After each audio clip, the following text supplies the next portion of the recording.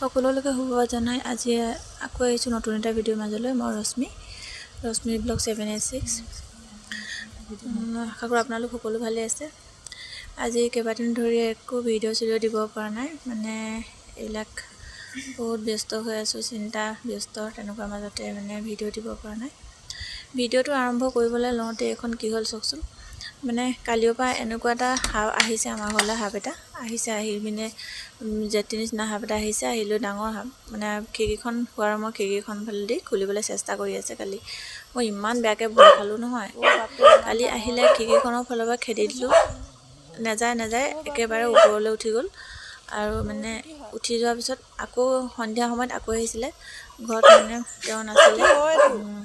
নথকাৰ পাছত আমি গোটেইকেইটাই, আমাৰ বেটায়ো মানে বহুত কিবা কিবি লৈ মানে ওপৰত উঠি আমাক ইমানেই কষ্ট দিছে, ক'বলৈ বাকী নাই। আকৌ আজি মই এই মাত্ৰ ওলাই গৈছিলোঁ অকণমান ছোৱালীৰ লগত, ওলাই গৈ আহি পাইছোঁহি মানে কুকুৰকেইটা ইমান বেছিকৈ ভুকিছে। কি হ'ল বুলি ভাবিছোঁ, দেখিছেনে এইটো কেনেকৈ বহি আছে, মানে ফুলনিৰ মাজতে বহি আছে আৰু মানে ইফালেও নাযায় সিফালেও নাযায়, খোজকাঢ়ি যায়।